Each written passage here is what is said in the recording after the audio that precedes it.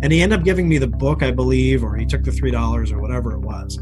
But I never want that to be an issue with people that are looking for work. I don't want them to be held back by, I can't afford a resume rewrite, or I don't have this resource. There's resources available online that are almost for free or very low cost that were never available, and you can get them on your phone, and they're available almost everywhere. When I was in high school, there was internet cafes that you had to go and like get on the internet for, and there were certain places to do it. It wasn't just like it's in a device that's more sophisticated than what launched the spaceships into space with NASA on your phone. And I don't want people to have to deal with that ever again. That's Michael MidKnight, and this is the latest episode of the All Things Risk podcast.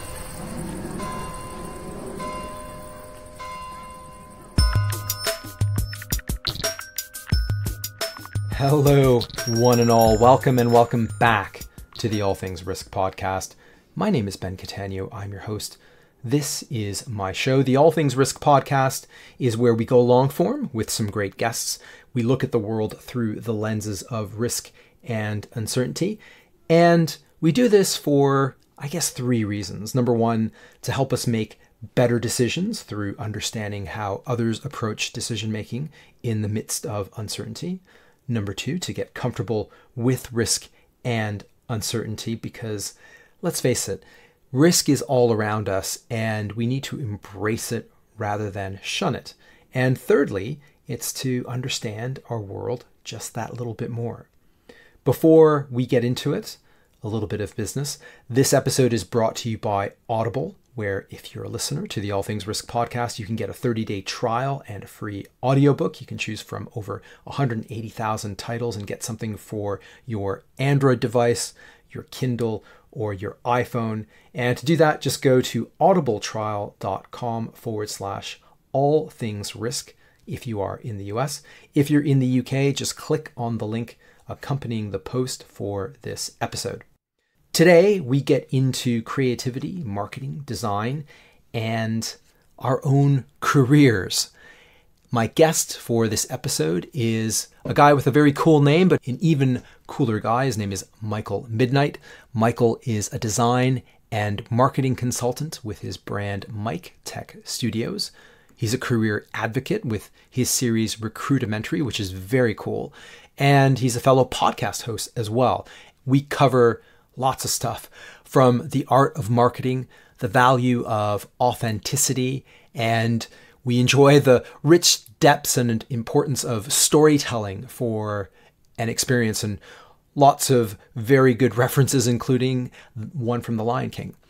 And if marketing, sales, design, creative thinking, or a wide range of humorous takes on industry experiences is of interest to you, then this would be an episode worth listening to. And if it isn't, I think it's still worth listening to, because Michael has some very useful insights that I think translate across a number of domains when managing our interactions, our professional and also our personal, but primarily our professional interactions.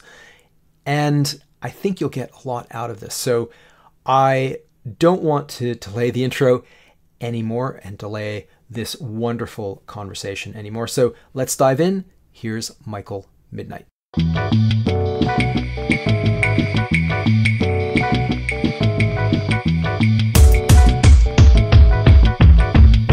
Michael, welcome to the All Things Risk podcast. Really a pleasure to have you on, and I'm looking forward to our chat. Absolutely. Likewise, man. Glad to have me on as well. This is going to be fun. We're going to talk about all things work and careers and I don't know what else. I think lots of interesting things are going to come out. But one of the things I just wanted to establish first is what you say you do when you're asked what it is you do. How do you respond to that? Oh, depends on who I ask. It depends on how much time they have. But, it really depends. And it's an excellent question. It's something that I've given a lot of thought about over the years. Originally speaking, I'd be a graphic designer or a marketer. What I find is when you give things a very specific title like that, it comes with the complications of typecasting that individual for that experience. So in the graphic design world, when I was, 10 or so years younger, you have motion graphic designer, you have a variety of different expertise niches that define the design experience. So motion graphic designer would be people that you would see that work on the news, or 3D AutoCAD. That would be also another form of design that's more into blueprinting and even more sophisticated effects that you'd see perhaps maybe in the movies. All the same thing makes it difficult to define. I like to just be real simple and say creative thinker. Marketer is pretty straightforward. Business development wraps into that as well. I'm also a fellow podcaster as of recent. When I was young, though, believe it or not, I actually wanted to pursue graphic design, not only because it's one of those tests that you take and it says, what are you good at? What do you want to do? And it ends up, clear across the board. You're going to be somebody creative. You're going to be an artist, or you're going to be I believe it was artist, graphic designer, and welder in that order. And I don't know where they got welder from, because I have no welding experience whatsoever. Yeah, I took one of those tests and I got actuary. Okay. And I'm like, no. So you never know. I feel like it's an 8-ball that they use on those things. It's like, all right, we have 2 good spots that make sense. Let's just shake this one up. It's like, ask again later. All right, let's just plug it in with something that nobody has picked and go with that. And welder, like, how do you go from like the most artistic things that have to do with details and meticulation, and then go to something extremely, and no offense to anybody who does weld, but I mean, we're going clear across the pond as far as for industry here. So it just was very strange. But that essentially, it's about telling a story. It's about marketing, and it's about business support, and where it is that I can support a given business entity, group, organization, or even, individuals as well. So this could be, personally consulting with the Mik Tek Studios brands, design work, social media content, video ads, things of that nature. Or if I can, sort of osmosisize myself into an organization and utilize those strengths, I do it there. So it really just depends on what industry or what the responsibilities are. I find that the titles they're incredibly cryptic as to what an individual is capable of. So you have to be really careful when you say who you are. But obviously my name is Michael MidKnight, so that's easy enough to introduce as. And I think that overall, creative thinker is it's all encompassing of those things. It lets you know that you think outside the box, you are creative, and ultimately you are working on optimizing, workloads, features, new opportunities. You're all there. So. That's and would you say you were always in the creative space? Were you into art and entertainment and all forms of visual and audio art as a child or growing up? Were there certain moments where you thought, yeah, this makes sense for me? Absolutely. So when you are growing up, there is a thing called imagination. And as you get older, unfortunately, for whatever reason, there becomes a lack thereof. It may just be financial responsibility. It may just be the begrudgments of the day-to-day, things that you find yourself or things that are encroaching into your personal space, and you lose that. When you are young, you have the ability to engage with everything and everybody. There's no such thing as a stupid question. There's not really judgment per se. It's not handled the same way when you're a child. And you will connect with anybody regardless of what they look like, what they're doing. If it seems fun, you want to be a part of it. It's very, very, very simple. Growing up, ironically enough, I was in a interesting bubble where for the majority of my life, right up until probably my mid to late teens, I didn't have cable. There wasn't internet in the household. There wasn't even a house phone. So the family structure was very much pushed on doing things that were educational, I guess you could say now, but focused on being creative, focused on, playing video games was probably a big thing, focused on reading, focused on puzzles. And I found myself really just in everything that had to do with sci-fi and just things that were out there. They were very interesting to me because it was something completely different than, an ordinary stick or some Legos or something that were there. So ironically enough, growing up, I actually wanted to be a game designer, a game developer. I was a huge fan of obviously the Nintendo and Mario Brothers and Mega Man and stuff like that. And I just, boy, if you ask some people that knew me from back in the day, I'd wake up 10, 11 o'clock at night. I'd go make myself a peanut butter and fluff sandwich, sit myself in front of the TV and try to beat these last remaining levels in Super Mario Brothers 3. And I'd fall asleep all the time. There's just certain things that you can't figure out as a child. But I loved the detail where you had to figure out this thing that didn't exist, and that's the fascination that I have with story, with things that don't exist, but we have so much detail to them that it's just, you understand these characters better than you do yourself or real people.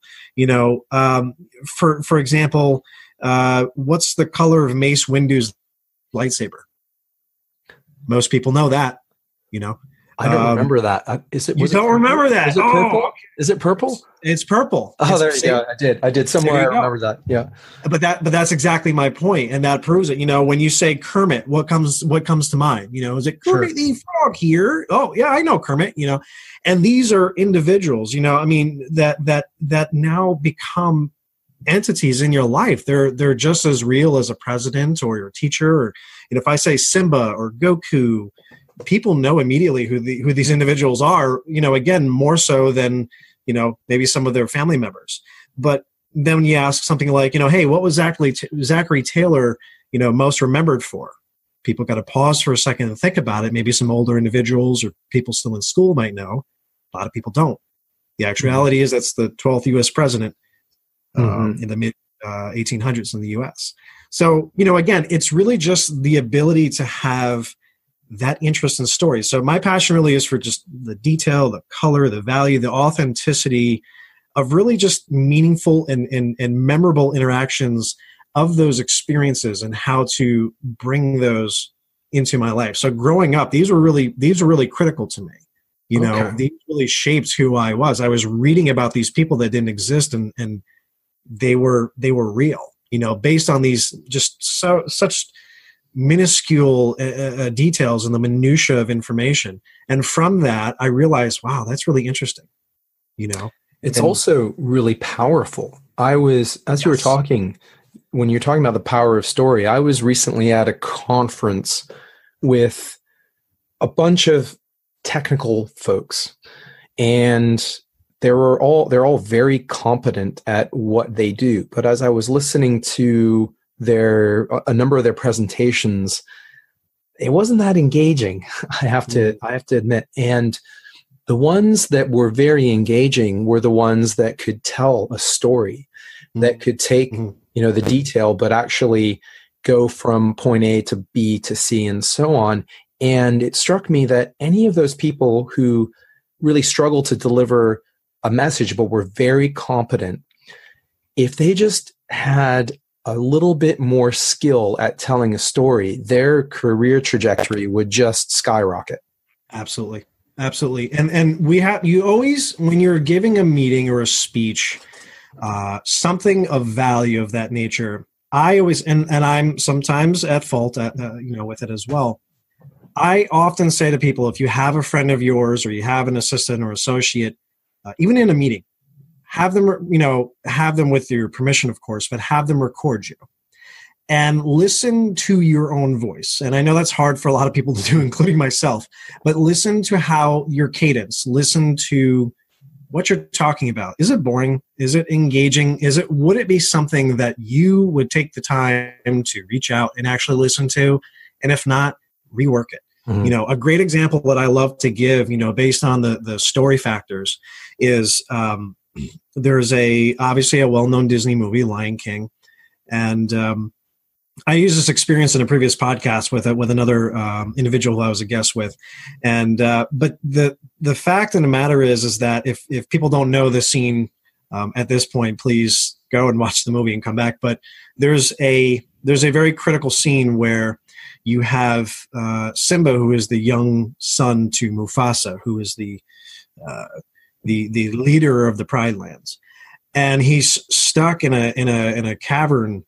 Not a cavern, a ravine of a stampede, and it was caused by, unfortunately, some hyenas that Scar, which would be Mufasa's brother, sort of planned to have happen. They're trying to kill off the royal bloodline. Mm-hmm. And I fast forward to there's a very critical part where Simba basically watches the death of his father.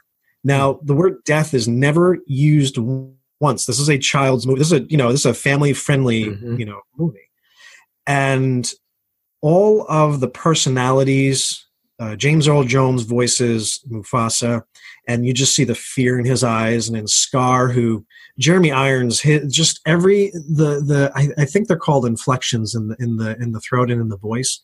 And he just gets in and he just looks very, not only who penned and articulated what the lion looks like, the dark and the scar and all that, but just when he leans in and he goes, "Long live the king." And there's a chill that goes down your spine when you hear that and you see that. And then you just watch this life, this body falling into the stampeding herd. You know what's happening as a viewer. And maybe as a child, you're not exactly sure, and you're finding out the same way that Simba is that Dad's not getting up. Mm-hmm. Dad is, for whatever reason, there. And it is a very, very dark thing to do. But the fact of the matter is that it never happened. This is paint. This is ink. This is drawings. It's sketching. It's people that are talking on microphones like me and you. And to be able to go, whoa, like, that moves me more than certain family members that have passed.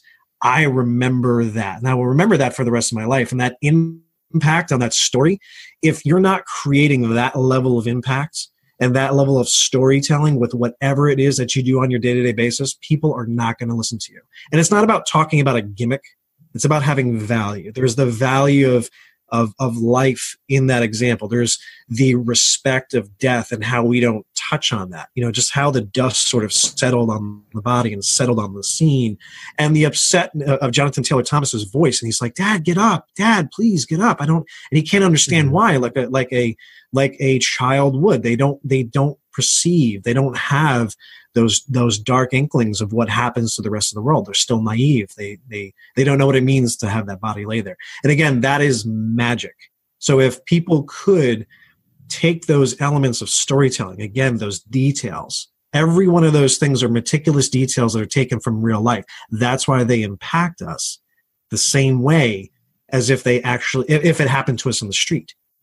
Or if it was a family member, we react the same way. So I find that to be incredibly powerful. And you are correct. Not a lot of people take advantage of this, unfortunately. Absolutely. And sometimes, and this is perhaps a good way to segue into the world of design and branding and all the stuff that you've done, it's actually very difficult if I'm really embedded in the subject matter of whatever it is I'm involved in. I feel like almost everything is super important and it has to be included. And it's hard for me to separate from the broader story. And it's useful to bring someone who understands the storytelling aspect of what it is you're trying to communicate and be able to lift the big messages outside of that. It's a lot easier for someone like me to look at an area that I don't understand and try to make some sense of story or provide some advice versus trying to do it for sometimes my own subject matter that I'm working on. Could be a big investigation report, whatever. It could be anything. So bring someone who has those design and branding skills to whatever is incredibly valuable. It is. And I think that people really undermine and underestimate the value of branding and the value of having those types of individuals really in your resource arsenal. So to give you a perfect example, in a lot of my earlier experiences in life, they were based on opportunities where people would try to fit you in where they thought would make sense with their organization, but they would always refer to it as, the marketing thing, or while you're doing your design thing. And they really segmented the value of what it was. They really minimized it down to that, that postcard or those digital web ads or that email campaign. It was just one thing to them. And what you really need to have with people is a perception of value based on long-term investment. Things are great short-term. You make short-term money, you make short-term investments, and they yield maybe a short-term profit, but it's not going to help you long-term. And also, if you have a hodgepodge of branding, your business cards look one way, your website's not updated and it looks something different, generally speaking, people are not going to think that you are as valuable as perhaps you are in your industry. And again, that's the takeaway that I have in these conversations with, with even somebody as small as a company of 5 or 10.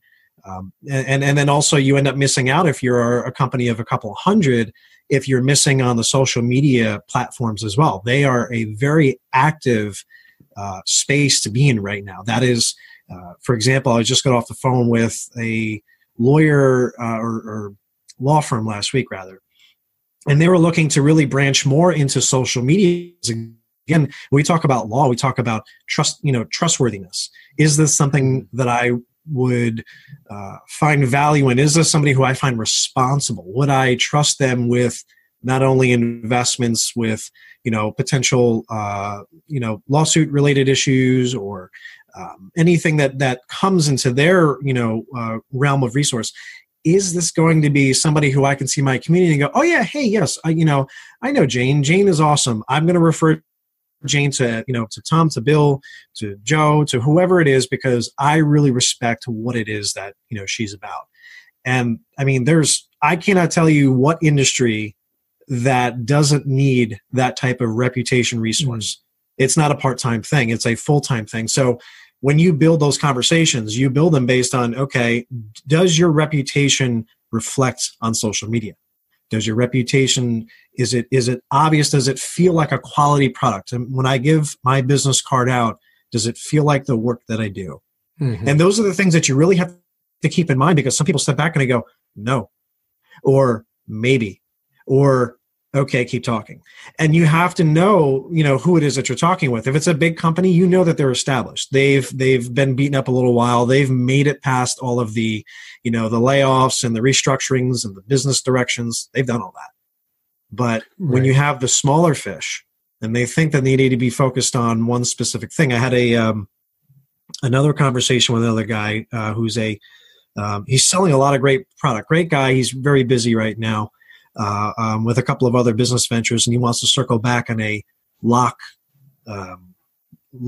product and service that he has. Making good money. His website is non-functional. His social media is out of date. He needs new product images. It's very obvious that he needs help. So he reached out, and he was only like, okay, I just need product images. So we had a conversation.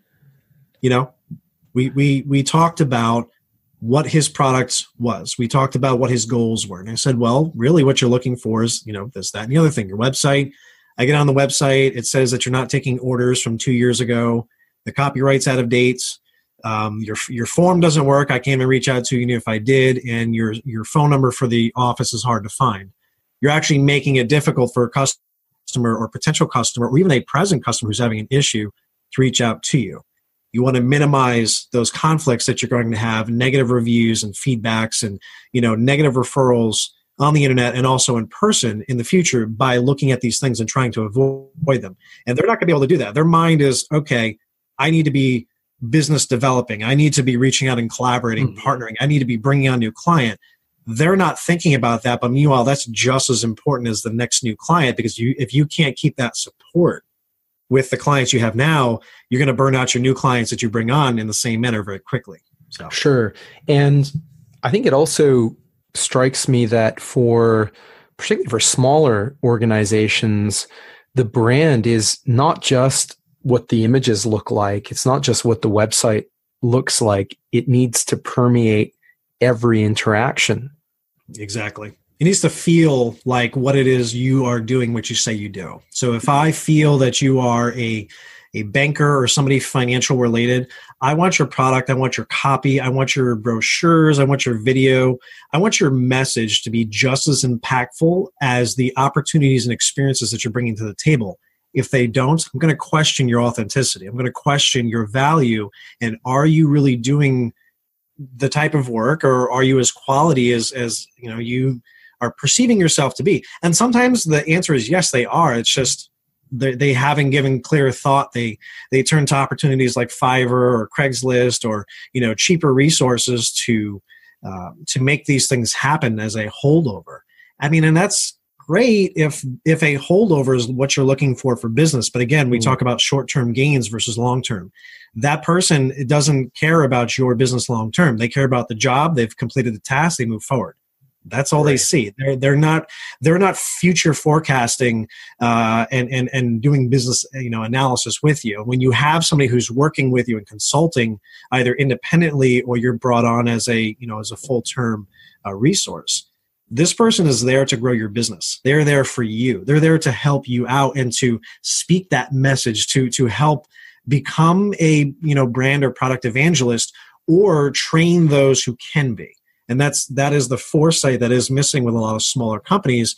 And they end up, it's not about working hard, it's about working smart. Mm-hmm. So they end up working incredibly hard and they burn themselves out because they're not working smart. Mm-hmm. So that is definitely a reoccurring pattern that I do see with people who do reach out or with clients that I have had in the past. It's tough, isn't it? Because there are so many avenues and platforms. And I'm just thinking about my own podcast and what I'm doing here, for example. There's so many things that you can do. And you get an email from someone, a marketing email saying, we've got this great new app and you can get your message out in this way and that way, and say, oh, that's a good idea. And all of a sudden, without a strategy, you're just moving from one thing to the next without a grounded, potentially a grounded view of what it is you're trying to accomplish and how it all fits together.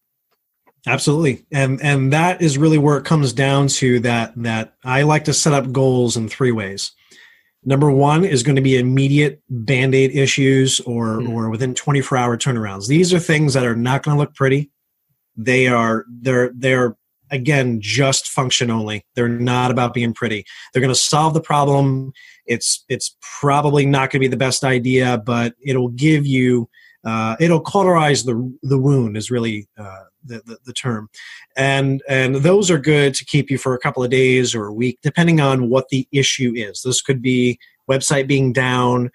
This could be brochures. This could be something as simple as somebody orders business cards. And they say, listen, I have no business cards. I'm meeting with a couple of clients this week. Can you set me up with business cards until the actual order comes in? I say, absolutely. I will give you something. They are not going to be perfect quality cards, but listen, they're going to look like what the rest of your brand is. It's going to have your contact information. You're going to be able to hand this out to somebody tomorrow. There's value in that because, again, you understand the situation that they're in. And you're still providing a service where in a week or 2 weeks when their good stuff comes in, you haven't lost that client. They've been able to hand something out. So that's step 1. Step 2 is going to be a short-term goal. So a short-term goal would be, okay, like we just described for the business cards, for example. That's going to be something I reorder, for myself or for my assistant or for whoever it is that we're focused in on. Long-term would be, where are the files that we have for the business cards? Do we have them set up and ready to go? Do we have a specific printer? Can we establish a relationship with them? Can we do a drop ship bulk order? Save some money, order cards all at once if we're hiring on a staff or 5 or 10 people at a time and we're going to make that investment. Let's see if we can make that happen. There's going to be risk in doing that. There's going to be risk in investing in somebody who's new and they may not last that year or they may change opportunities. It's the part of doing business, but these are things that, again, they're very long-term opportunities. Business cards is probably not a good example, but you get the idea. Yeah. And as do the listeners, where there's going to be risks and future proofing that you want to keep in mind and optimize the process so that you don't have to stop everything where it is and say, hey, I need to order these, right now. I'm walking out, I need to meet a client, I'm picking him up at the airport, and I have no business cards on me at all. It looks really bad, no matter how much money you're doing or not doing, how big the agreement is. You don't want to be that guy or girl. Right. So that is really my approach that I do pitch to individuals. And there's value in that because you do see the long-term investment. They see that you're thinking about their brand. It's not just a job. We're sitting in, we're talking together. We're doing this in a warm manner. Got it. And so yeah, that makes a lot of sense. And I think the sense of purpose around whatever the brand is really comes through in all of that.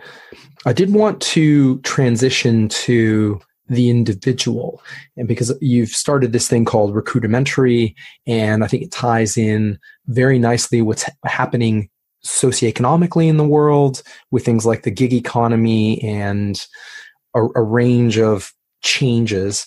And we've been talking a lot about entrepreneurism, and I think we're all, to an extent, mini entrepreneurs. Even if we work in a larger organization, we have to think about our brand, we have to think about our purpose, all of that good stuff. So I wanted to maybe move to talking about the world of work and what it all means as individuals, and tie that in with the work that you do with Recruitamentary. So maybe let's just open things up with what is Recruitamentary, and what is the vision, mission, purpose? How did you get to that point where you wanted to start something like that up? Absolutely. Well, Recruitamentary is based on a lot of the pain points that we unfortunately involve ourselves with in any day-to-day business or mode of operation. And it's also a conversation that's open to all individuals, regardless of where they stand on the sides of the table. You could be a hiring manager, you could be a recruiter, you could be a job seeker, a resume writer, career coach, career advocate. I mean, if you have a say, or you've done some sort of work in hiring somebody, being hired, or any part of that process from start to finish, this would be the place for you. It started essentially because, if we're going to be honest, in my line of work, the most experience that I've had is engaging with people for business opportunity. So this could be with a business specifically for a role, a employee driven opportunity, or this could be, again, as a consulting factor. And for the majority of the conversations that I have had with staffing firms and recruiters and things of that nature, they're lackluster. Mm-hmm. They're painful. They're incredibly painful. And there's always a technicality when you have quality talent and candidates that are available that just, oh, you know what? You have this area code, so you're probably not from around here. We're going to discard you. Or, oh, you know what? We took a phone survey. You didn't pass the phone interview. You scored great in person, but the phone interview, you didn't press the right buttons. You're out. And it's a game. And unfortunately, this is people's well-being. These are companies that need skilled talent.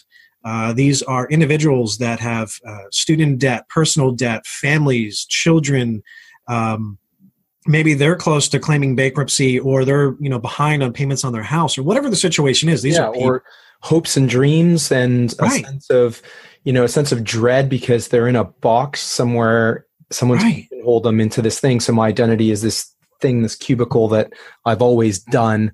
Right. And I find it really frustrating. I work in risk, and risk is transferable to lots of different industries. And I worked in one industry early in my career.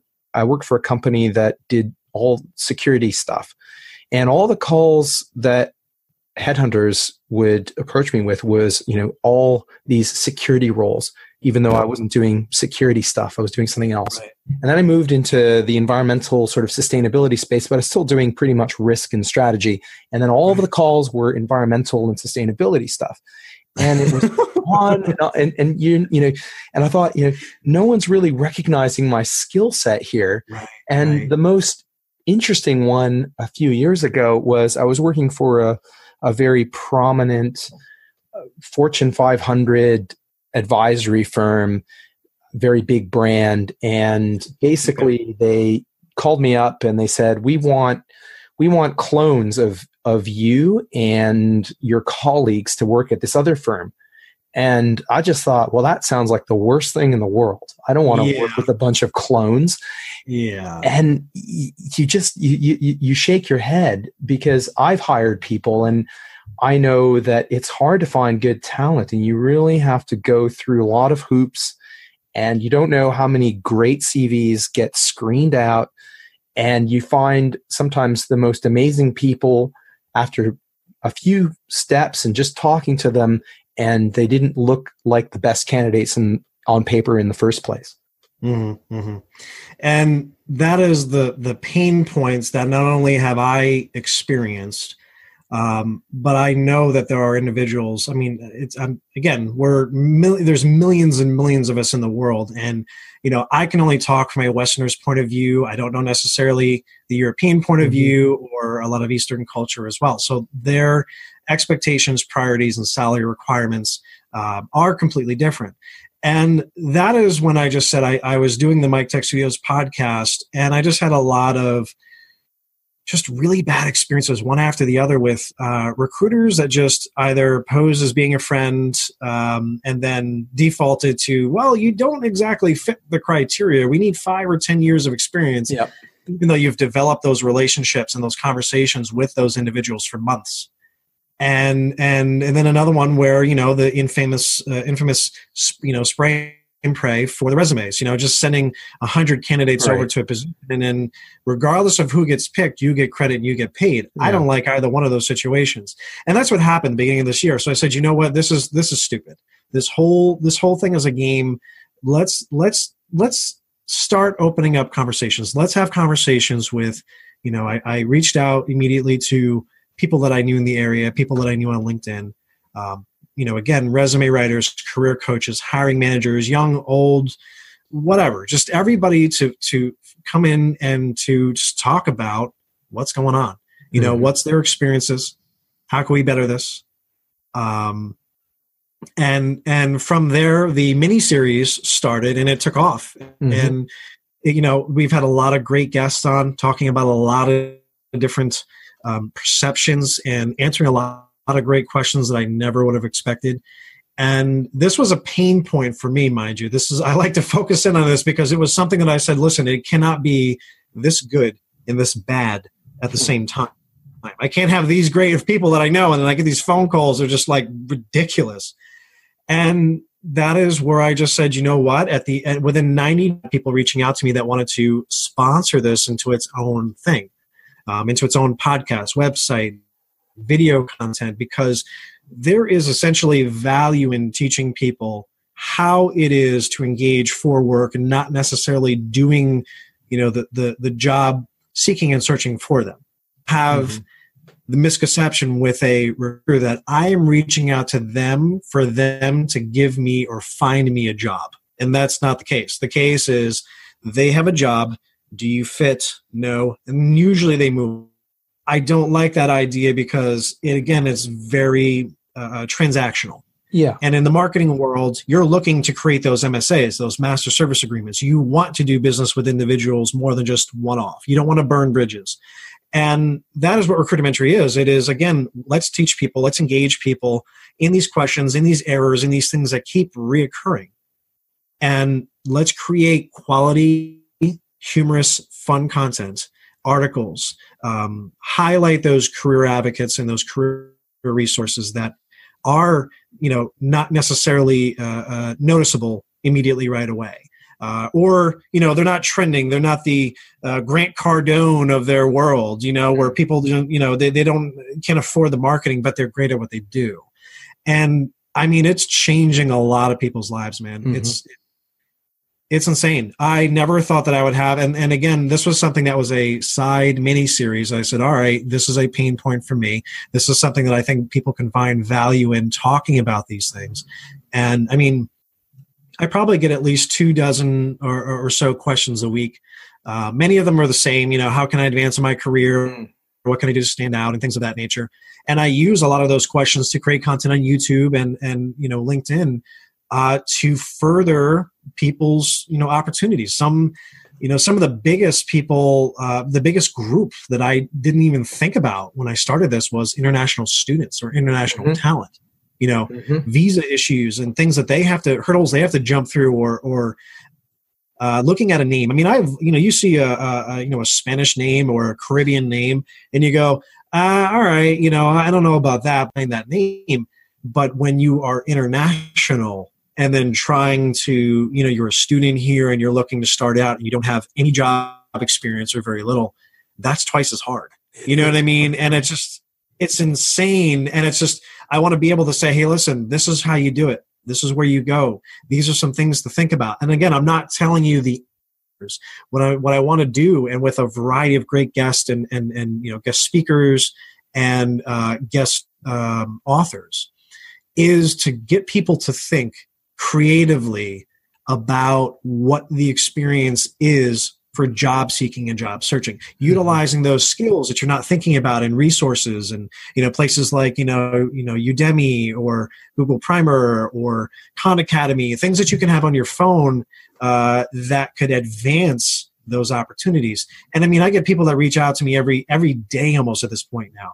And they're like, you know what, the production value on this is amazing. The value of what you said, I never thought about that. I had somebody who had listened to, and this is funny, had listened to one of the videos as a test, because I like to see people's reactions, locally that I do know, and say, hey, I'll see when they get bored. I'll see when they nod off. And they listened to it for a second time and went, oh, I never heard that the first time. This one section here about, certifications or something like that. That's, I need to use that. And I was like, but you listened to it the first time. They go, yeah, I don't know. I must have missed that.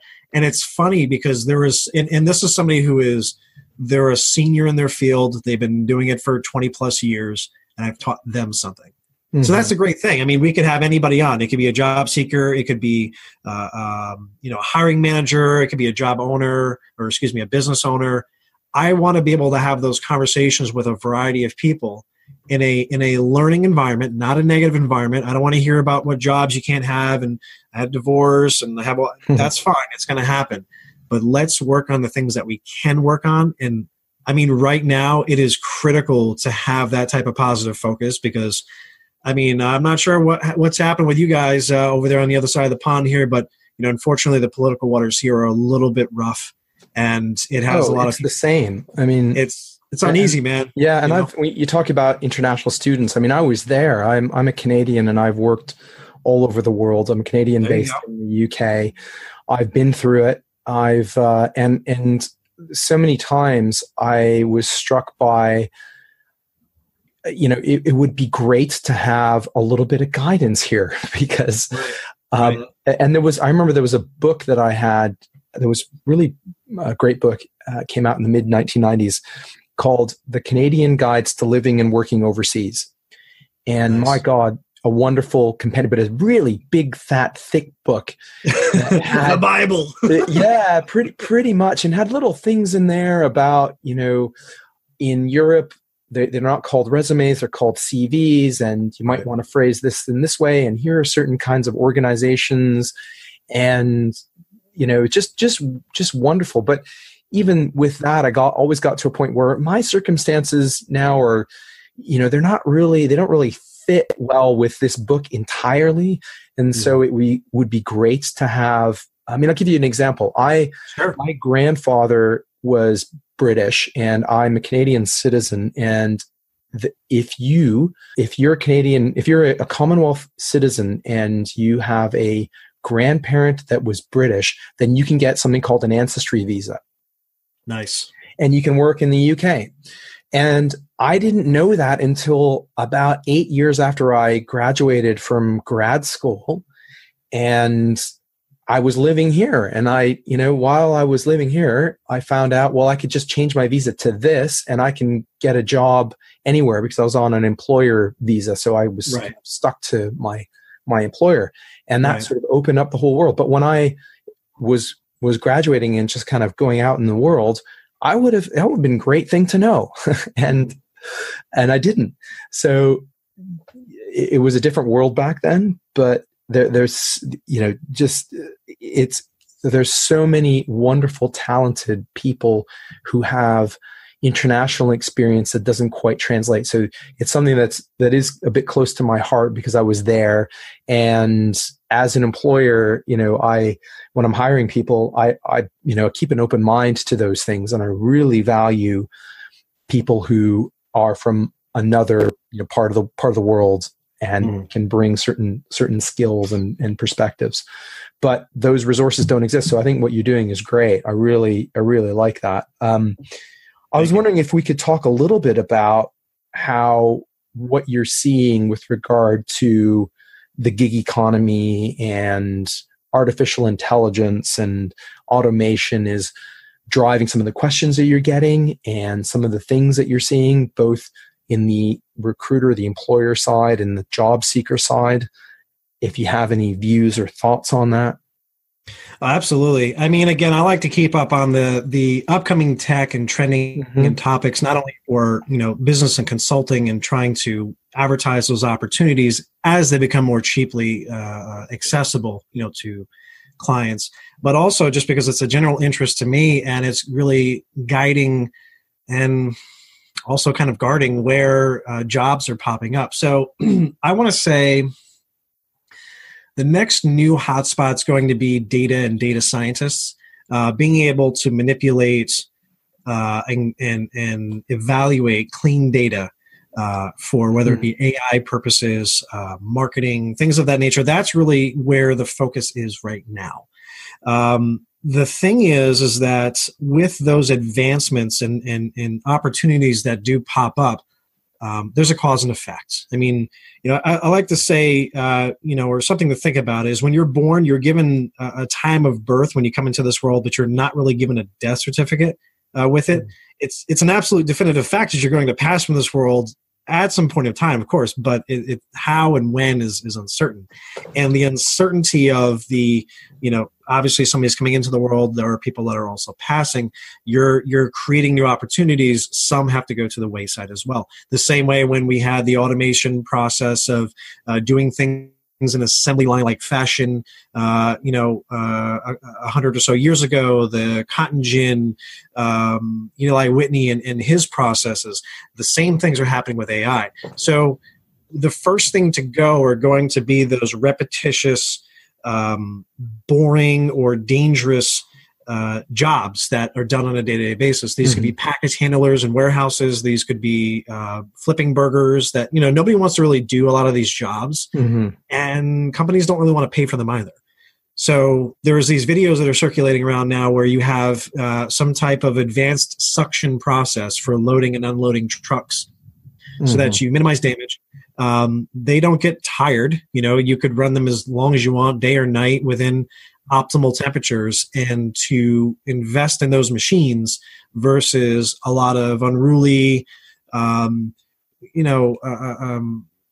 resource in human wise, that get tired, that have to take vacations, that can only work certain shifts. There's all of these legal stipulations.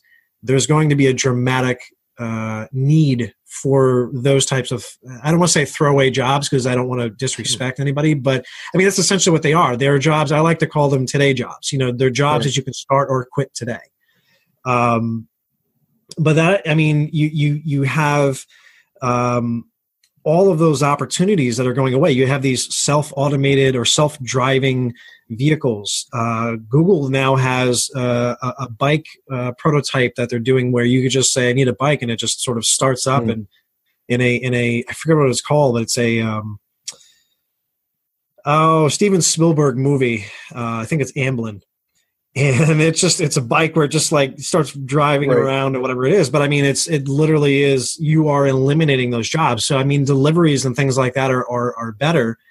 But they're eliminated as you're progressing. You're going to have to, something has to give and something has to be eliminated from those industries in order to continue. And it's great overall because, again, I was a package handler. You are in trailers unloading or loading trucks at 110-degree weather. You got guys passing out. You got these hot, bright lights in there that you want to turn off because they're so hot. I mean, you are just sweating bullets, and they don't want you to do that because they need you on camera because it's an LP issue. You might open a box and throw something in your pocket. I'm like, really? That is your focus right now? Your focus is not these guys could pass out from heat exhaustion. And some guys did. They were hospitalized because of how hot it is.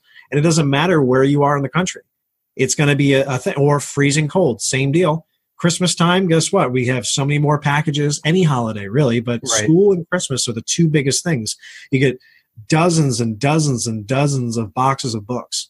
And guess what? They come off the belt the wrong way. They fall, they break. It's damaged goods. It's an insurance claim. All these things can be avoided by having an automated process. But again, you're eliminating an entire need of workforce. Sure. So that's dangerous. I mean, again, it's great, but I mean, it comes at a cost.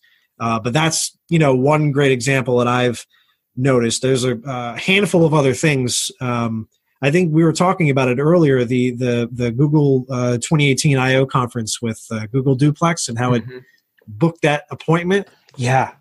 Oh. That's right. Yeah, that's freaky. And that's where people start getting uncomfortable with AI. Yeah. So you have that. You have our jobs are going, and well, you have Sophia with Hanson Robotics, and I cannot tell you one video or one interview so far that I've been okay with, or that the people that were either in the audience or part of it didn't freak out. And every single time, I don't know if the programmers thought it was funny, because it's an advanced chat bot. It's just giving you a lot of, predisposed sort of questions. But every time it had a joke about annihilating humans. So in something that is so divisive already as it is, nobody likes to feel outclassed or outdated. That's the entire human genome, the entire human race that's looking at this and going, I'm not cool with that. And they're not making strides to make it easier. They're actually making it worse. And then you hear, for Google, for example, with the duplex, you can hear the cadences of the ums and the ahs, and it sounds very real. But we also, this is a show about uncertainty, and I think there are going to be jobs and roles that get created on the back of all of this. As you say, anything sort of the data handling space that we don't really know exist at the moment, right? So app developer, right? 20 years ago, what's an app developer? Right.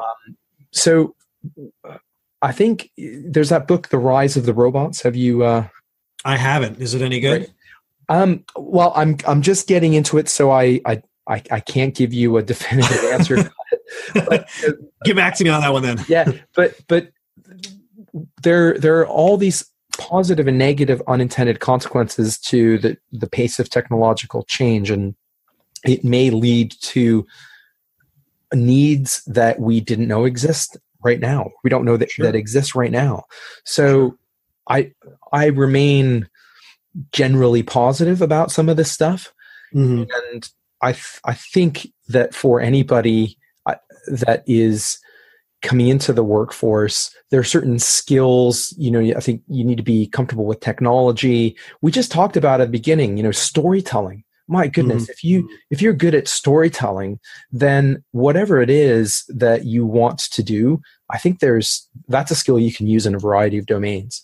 So I think it's looking more towards loads of transferable skills, critical thinking, another skill set that we're rapidly losing, that are applicable and transferable to loads of other domains.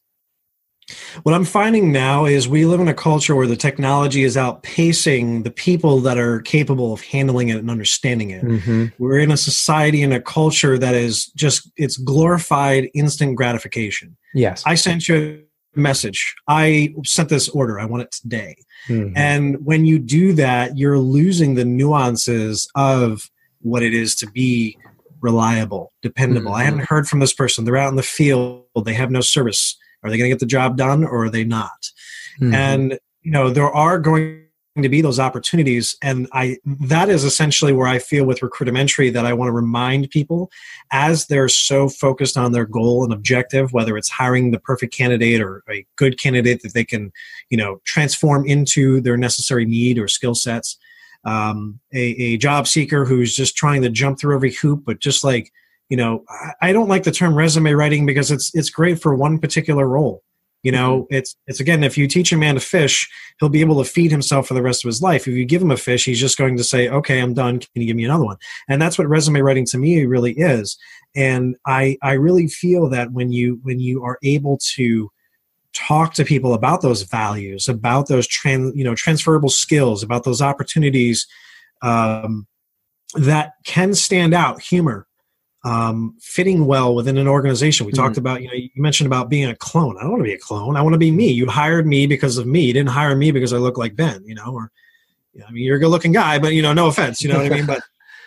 But the thing is that, these are slowly but surely becoming the norms of what's missing, and people are just okay with that.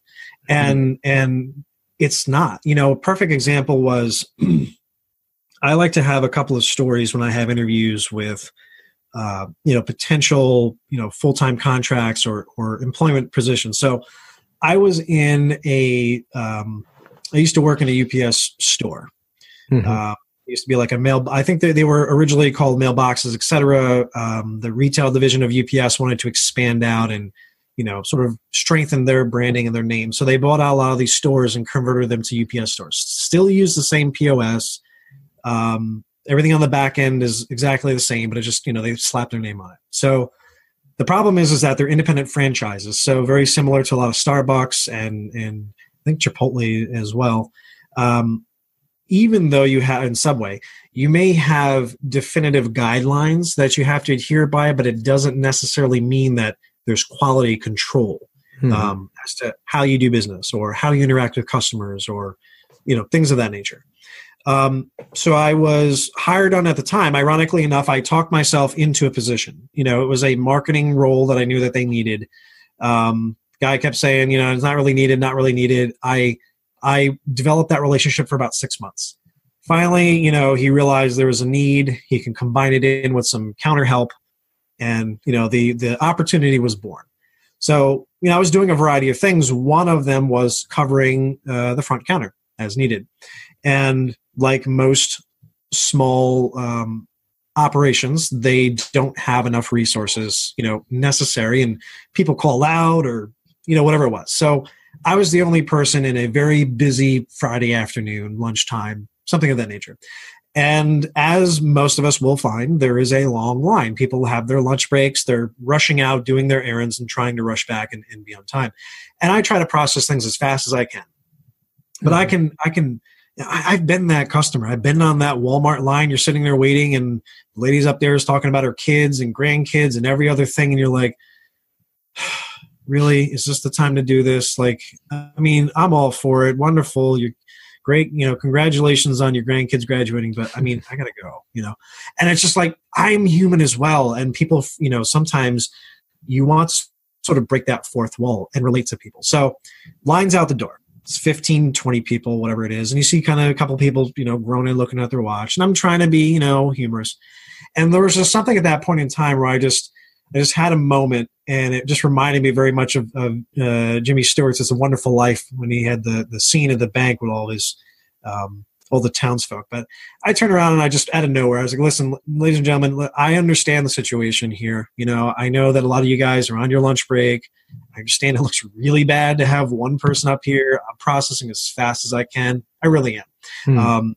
It sucks that this is the situation that we're in. What I will ask is that I do know that a lot of you guys are on timed breaks. So if we could just have those people come to the front, I'll process you as quickly as possible to get out. You don't have to. Obviously they would appreciate it if you did. I would. And then that way we can, I'm going to take care of every one of you guys. But just, if we could just work together on this. And then I would not, you'd be blown away by the response. People were like, oh, sure. And they were moving out. And then people would come up and there were smiles on their face. They're like, thank you. Like, thank you for get me. Yeah. Right. Like, I have to go back. Like, this is my only break. I can't be late. I'm going to be, I said, listen, I understand. Just pass it on, pay it forward, just have a good day, right?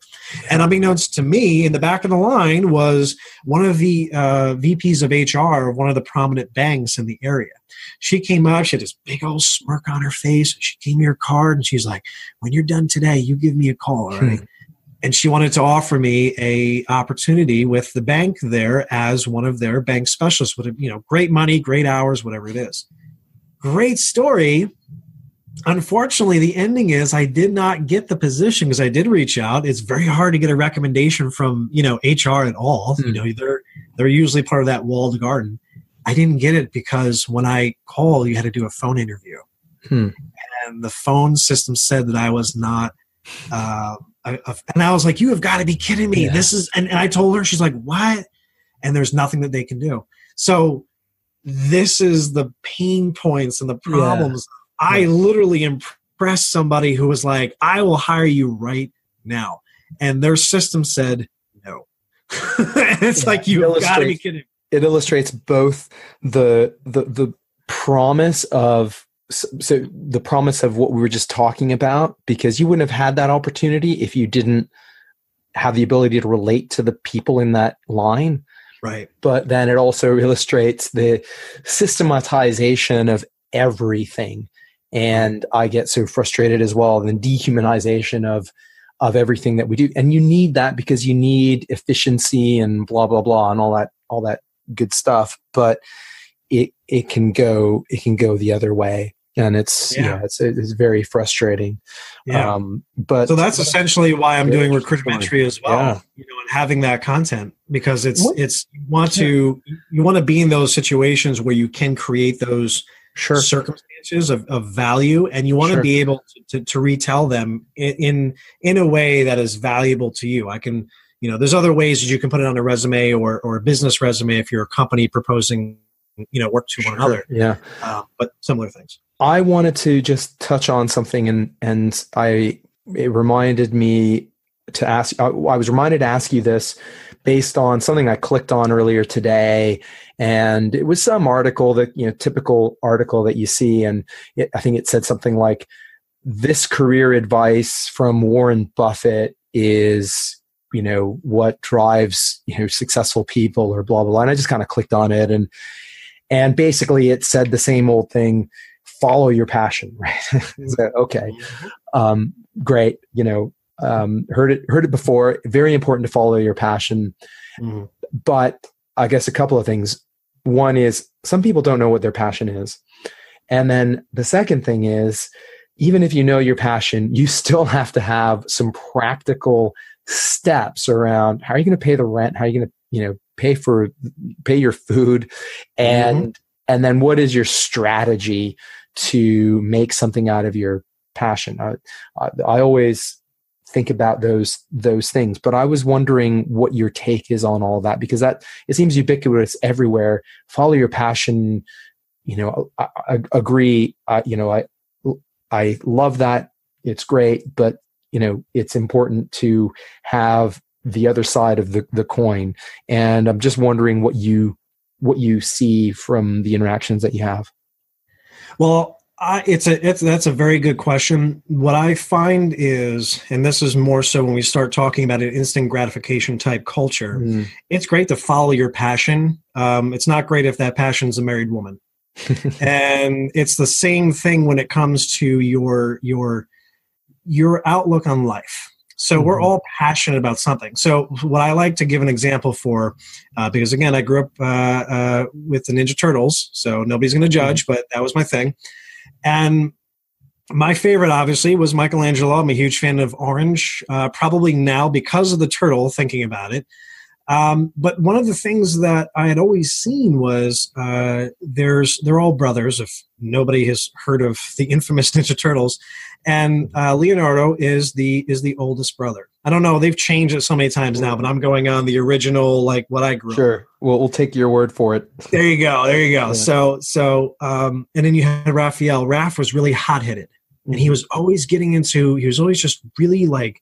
He was quick to fight, quick to judge, quick to get into things, quick to constantly, buck heads with Leo all the time. And there was something that came across recently, and it might even have been a way that they were displaying how the relationships of the turtles are. I think it was actually something Master Splinter says, but he goes, Master Splinter is like the adopted father. He's a giant rat. Okay. Very smart guy. And he goes, you are the most important of your brothers because you care so much. That's why you are as quick to anger as you are. And this is something that I want people to remember, that if you know people that are, if they are more emotionally charged about a situation than you are, it's because they care more about it than you do. Mm-hmm. And it's not a good or bad thing. It's just that is a fact. So when you have a maybe there's a way that you're doing, you're in school and you want to, you want to do photography. That was a question that came up recently. I want to learn to be a photographer. Mm-hmm. What steps do I have to do? And I'm like, ooh, that's not really it's nice, but I mean, it's a very saturated market. There's a lot of people already doing it, and they are already in the market established as doing 4 or 5 other things mm-hmm. that are in that same hub.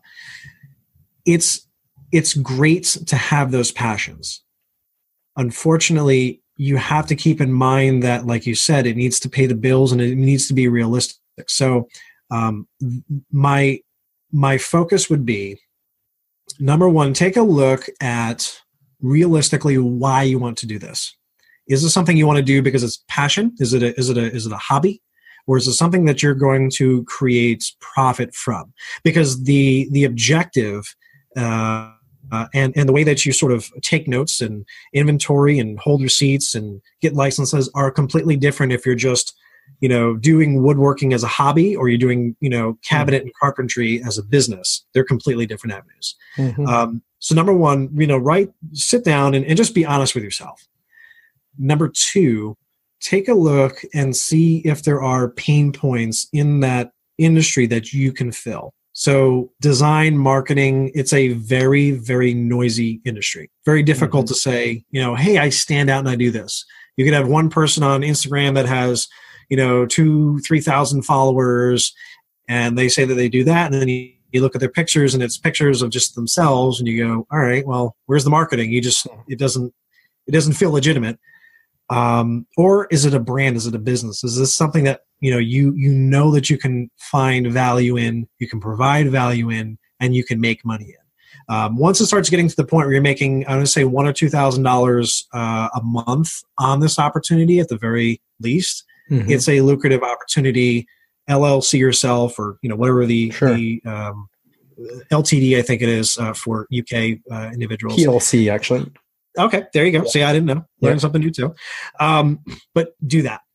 Yeah. And the thing is, and this is something I wish that somebody would have said to me, and why, mm-hmm. 10 or 15 years ago. Find something that is a trade that you can definitively do 100% of the time, regardless of where you are in your career life. Mm-hmm. This pays the bills. Mm-hmm. This could be plumbing. It could be HVAC. Again, for example, I'm in Florida. HVAC is a huge thing. Yep. HVAC and data centers. Miami, South Florida is nothing but data centers. So when the hurricanes hit, all the data centers go down and they build it back up. So those are the two things, so look in your area. Is it plowing, could have been welding, Michael. Could have been welding. There you go. See, I love that callback. Great. My thing was I wanted to, so I look at game design. Game design is an investment hobby until you make it. It's an ideal setup, but people don't understand that a lot of the times you're working for free for proof of concept. Sure. You're not making money. The same thing with photography, the same thing with anything that's going to be artistic. You're sort of, you're constantly trying to prove yourself. And it's really the only, industry that I know of, and a lot of them that I've experienced, that people want to see they want to try a sample of your work. And if they don't like it, you don't get paid. They don't want to pay you. And then they go somewhere else. I don't know a doctor that you can go to like, let me see how good of a doctor you really are. Let me see. Yeah. It doesn't work that way. So what I would say is there's going to be a risk in anything that it is that you want to pursue. Yeah. What I will advise is if you are looking to do it for money, there's a completely different way of doing it versus doing it for fun. I mean, one is you don't have to worry about what you're spending on a project. I can prototype something. I'm not worried about the cost. I just want to know how it comes out, maybe finding a way of making it better, et cetera. Yeah. So no, I was talking to another podcast guest the other day. He's an actor, and he spent, and he's not super famous. He's quite, now he's got a really good resume if you look at all of the shows he's been on. And he said that he spent a good 7 years living in a studio apartment in New York, bartending, doing stuff like that before he really started to be able to move forward and take that as a career. And he made a deliberate decision to work and live in very auspicious, under a very sort of Spartan, auspicious, I don't know if auspicious is the right word, but Spartan circumstances to get that cash rate, the burn rate right down, and be able to, go after those opportunities and to extend the time frame that he gave himself to be able to, make this work. Mm-hmm. And that is, again, the reality that you have to make that investment in. So originally I'm from New York. Okay. Mm-hmm. And I was in New York City for about 3 or 4 years before I came down to Florida, and I was living under similar circumstances. Right. And that is, you just have to be realistic where when you are in New York, you realize that the majority of people are 2 steps away from homelessness at any given time. Yeah.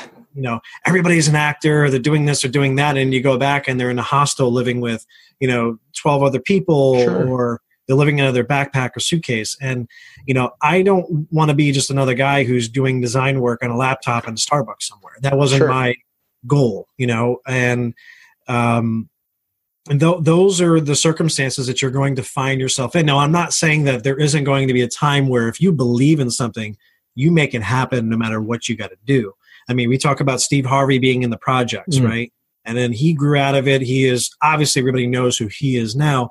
Dio Hughley, Pink. Pink is a perfect example of a very strong woman who, I mean, I'm not a huge fan of all of her music, but I very much appreciate her story and the power that comes behind it, where, I mean, she was sleeping out of her car for the majority of gigs before she was found. And she had a lot of things that, messed with her before she became to be who the amazing singer that she is now. I mean, again, I don't, a lot of her songs might be against men, or they might be kind of, feminine, but her voice is amazing, and it's like, how could this one not be found earlier, and that is essentially what I want to do with Recruitamentary and the content. I don't want to have people that are out of the country or out of the area not knowing, sometimes when you're in those situations, you don't, hindsight's 2020. Oh, just go on internet and look up this. It's like, dude, I'm trying to make sure I got showered today. You know what I mean? I want to make sure that I'm ready. I got food to eat and my phone is charged. I don't have those opportunities.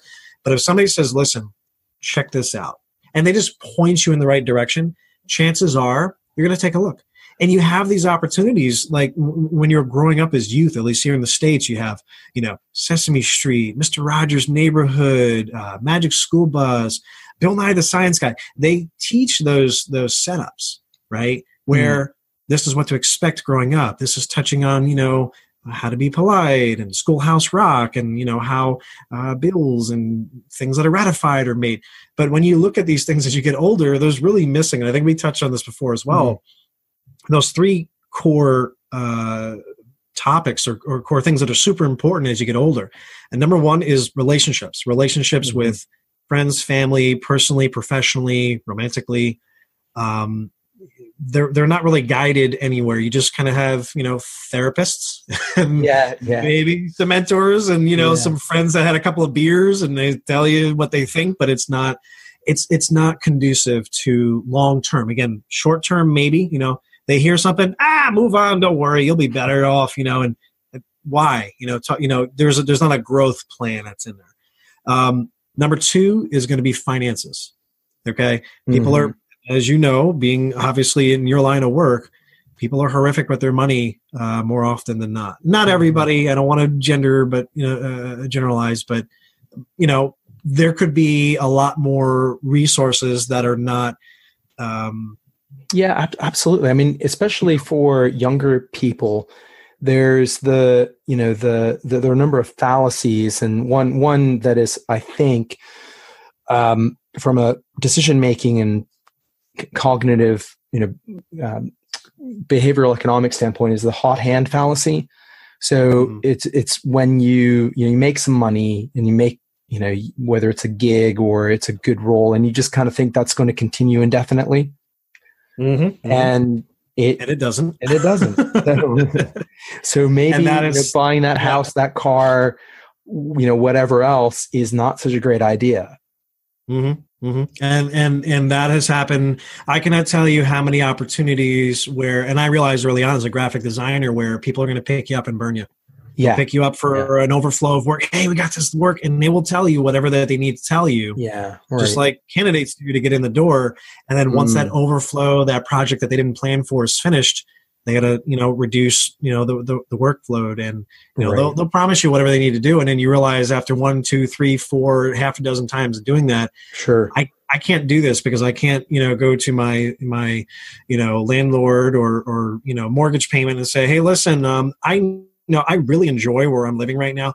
Here's the thing. They don't care. They don't just, no matter what you say, it's just, but it's a terrible thing to deal with. And then obviously the third thing is going to be people's careers. There's all of these different people that say they do these things. And then you read, here's an article from Warren Buffett. I don't personally know Warren Buffett. So is he going to affect anything that I do or say in my life? And then you read the article and it's like, it's what I knew already. So I didn't have to hear it from Warren Buffett. It could have been Michael MidKnight. It could have been Jane Smith. It could have been anybody who gave you that information. But did you find value in it, or did you feel like, you know what, this was marketed away to because of this speaker, or was it more towards speaking to you directly or speaking on that specific topic? And those are the nuts and bolts of the conversations that I have. I really listen in on those individuals and why they say these things. Yeah, that's really. That's really great, because I think we often, those articles are everywhere, right? And so, Bill Gates says this, and Warren Buffett says that, and whoever else says that. And, this whole thing about follow your passion, the one thing that underpins everyone who's successful is they followed their passion. Yeah, but there are also a lot of people who try to follow their passion but fail for one reason or the other, because a lack of tools, a lack of mentoring, a lack of, as you say, relationships, all that stuff. So I think it's great what you're doing with Recruitamentary, because you're kind of drilling down several layers below all of that and helping people. I think it's wonderful. I mean, let's be honest here. Does Bill Gates want other millionaires to deal with? No. Does Grant Cardone want other real estate empires to come up? No. I mean, these people say these things because they realize that they're not going to give you the tutelage that you need to be where you are. They want to bring you up to a certain point where you're still a student, in their eyes, until it comes to the point where they don't want to be in the game anymore. And then you can do whatever you want. So nobody, this whole notion of having, healthy competition, the only person or group that benefits is customers. As a business, you don't want to undercut, you don't want to cut corners. I mean, it does help for innovation, sure. But I mean, when you're in an industry, you want to be the expert in the industry. You want to be that go-to person. So when they say, I mean, there's so many other articles and places where they say, don't follow what these people say, and my thing isn't, I'm not going to tell you what to think. I'm going to show you the tools, and you choose to do what you see fit based on your situation. And that's what it is. We have conversations. We talk about value. Okay. And value could mean, money to a specific individual, to a student. It could be $20. It could be helping them through getting a voucher, or eventually long term, I would like to be the go-to hub, an opportunity for multiple individuals and multiple organizations to grow with those resources that are available. So you have like these tech schools that start up, for example, and they're going to teach you how to program this specifically. It's a hot job. All right. When they're done, they're not going to help you with finding a job. They're not going to help you with setting up your resume. They're going to help you up with value, or now you've had a gap of employments in between. Again, if I have any experience, it's going to be dealing with each and every one of those things due to the freelancing that I was doing, due to the consulting that I've been doing, and the different opportunities. But then I want to be able to vet the vetters as well. These are the people that say, hey, we have jobs, but I want to talk to you. Are you getting back to to clients or customers? Do you have quality jobs? Are you invested in people's futures, or are you just invested in getting paid? And I mean, I understand people have to get paid. I'm not against that. Just do a good thing while you do it. Sure. Yeah. It makes perfect sense as well, because there's no set formula for any of this stuff.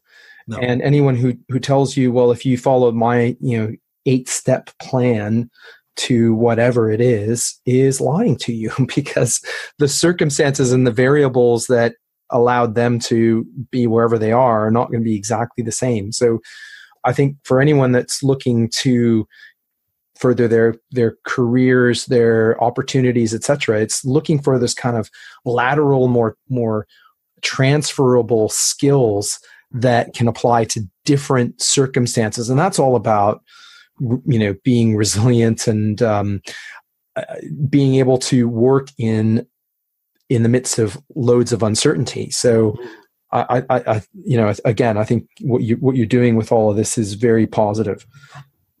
Absolutely. And I appreciate it. And like I said, there's a lot of people that are reaching out, and they're definitely interested in being a part of, almost it feels like a movement now. It's not just content, it's not just a podcast, but and again, it hits home for me because I've dealt with a lot of these experiences. I had opportunities when I was in school, when I was a teenager in high school, to go to a couple of things that, for whatever reason, one reason or another, I wasn't able to do. One thing that stands out in my mind is I was taking I think we talked about this as well in the preamble. I was taking a chemistry class, and chemistry is incredibly interesting for those who, want to pursue it. There's a lot of math involved, but the process of it, between that, it's either chemistry or physics. I find both to be interesting. They're just very heavily formulaic and math leaned. So there are a lot of resources and books and things of that nature that sometimes you need to pick up to as a requirement in these courses. And there was a small little paperback little reference book that we needed, not only for the class that I was in, but also just to continue on. I think we needed it with before we took the final for the year. The book was like $5. And I remember the teacher's name was Mr. Ottens. I don't know if he probably will never listen to this, but he was a strange guy, but he was always memorable for what he was doing. He tried to make class and everything interesting, but science can be dry depending on who your teacher is and topic. And I couldn't come up with the $5. I didn't have money coming up like that. And I remember going home and asking for it, and the answer was no. And I'm like, and I try to find a different way, try to figure it out. And I mean, again, a matter of $5 for me or you, I mean, it's nothing now. It's a coffee. It's a bite to eat. It's a box of cereal. Sure. But I couldn't find that. And to have to deal with that at such an early age, I mean, it starts having that reality of, hey, I have to deal with these types of things, which is fine. But I had to go back to my teacher and tell him I didn't have $5 and I needed the book in order to continue the class, and I was like, is there a way to copy, photocopy this? And he was like, no. And he just didn't think, he couldn't perceive for whatever reason why I couldn't come up with $5. And, long story short about it, I think I was able to come up with $3. I think I don't even remember how it is. I maybe asked people for a couple dollars, whatever it was. I came up with $3, and the teacher just could not believe that I couldn't come up with it. I said, he's like, just ask your parents. And I was like, I can't. That's not the option, And he ended up giving me the book, I believe, or he took the $3 or whatever it was. But I never want that to be an issue with people that are looking for work. I don't want them to be held back by, I can't afford a resume rewrite, or I don't have this resource. There's resources available online that are almost for free or very low cost that were never available, and you can get them on your phone, and they're available almost everywhere. When I was in high school, there was internet cafes that you had to go and like get on the internet for, and there were certain places to do it. It wasn't just like it's in a device that's more sophisticated than what launched the spaceships into space with NASA on your phone. Insane, and I don't want people to have to deal with that ever again. Right. What I did want to cover off is your own views on decision making and uncertainty. If you had any specific thoughts, how do you make a big decision? Is there anything that you do? Is there anything that you do you consult people? Do you how do you think about making a major change in direction? Well, it's a good question. It's something that it really just depends on the change or the direction that you're going to be pursuing.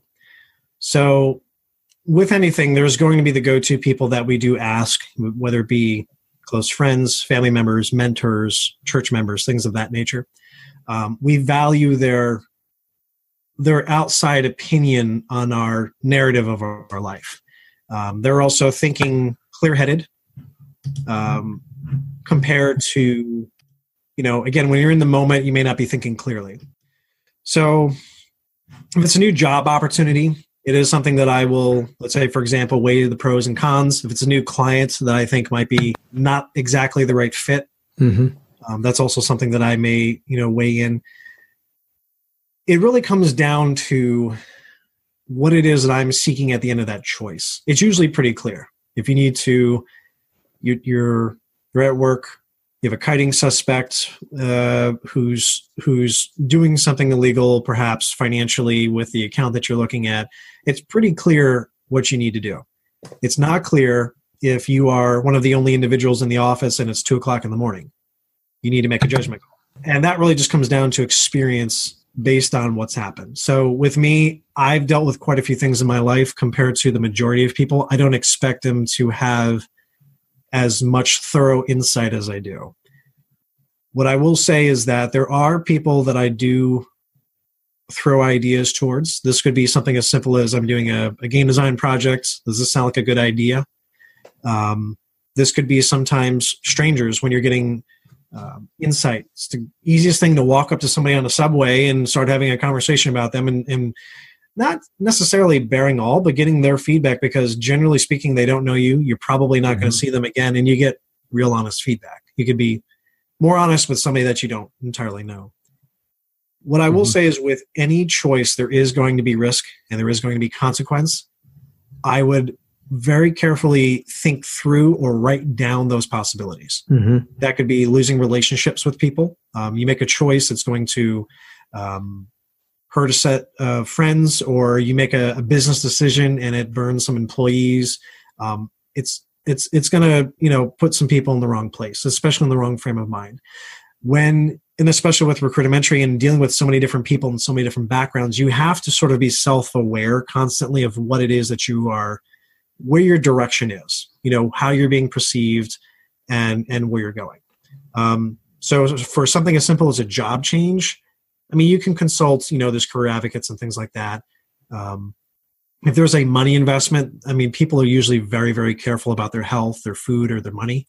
I want to eat somewhere, I'm going to do some thorough research on it to make sure that it's gluten-free, or, people who have eaten there previously are not going to have that issue.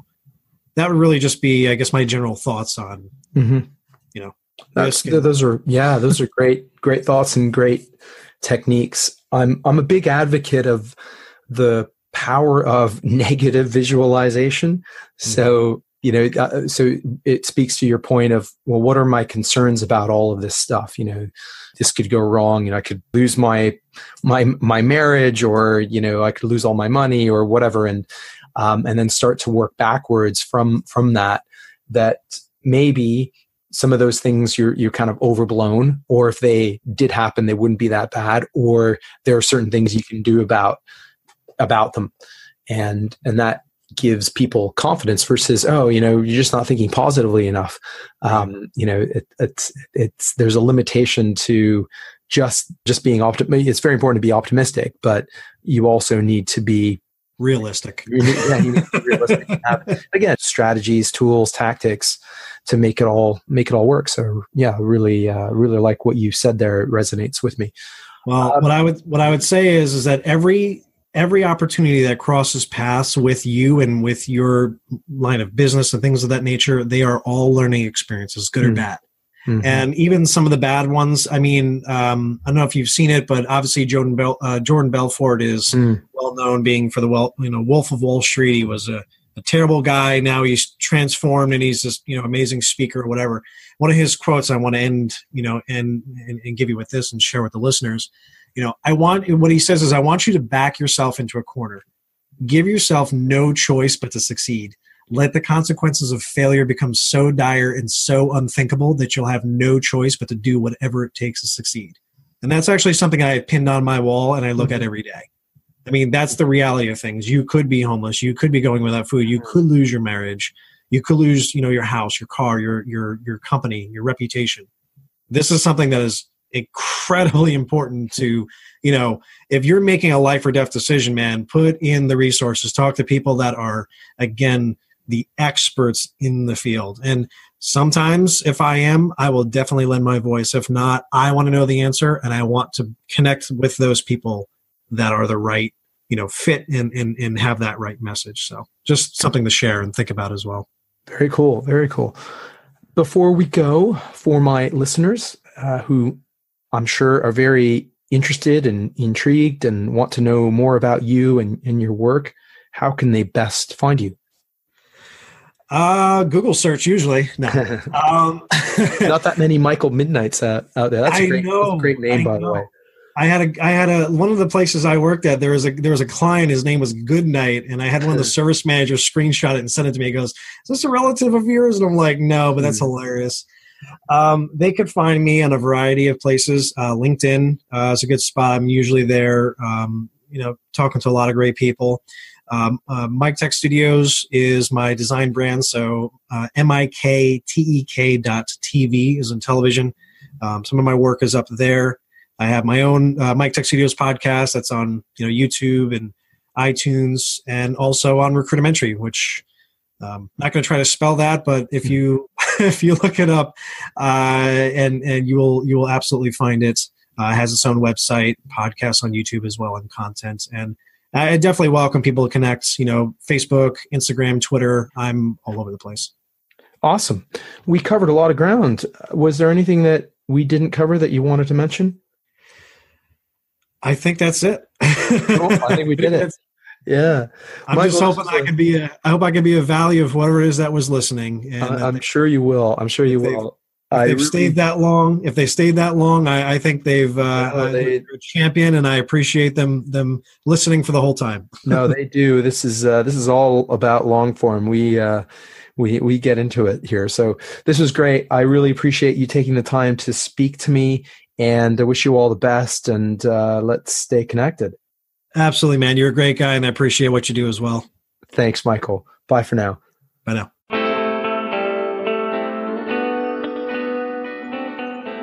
I hope you guys all enjoyed that. And if you want to know more about Michael, check out the show notes. We've got all the links to his work there. I thoroughly enjoyed this conversation. As you could probably tell, Michael's a great guy. It was very easy to speak to him. And it also got me thinking about the role of authenticity in our own lives, our professional lives primarily, because we put on these masks sometimes that I think we tend to overdo from time to time. And I think sometimes it makes sense to just say what's on our minds. I don't know if you had some similar thoughts or other thoughts. Maybe have a think about the role of creativity and authenticity in your own life, and drop me a note or leave a comment on any of our social media posts about this episode, or just reach out on anything about the show at all, allthingsrisk@gmail.com. I'd love to hear from you. I'm always interested in suggestions for topics and guests on the show. I thoroughly appreciate that. And thank you very much to all of those who have done so already. And if you haven't yet done so, subscribe. allthingsrisk.co.uk. That's .co.uk.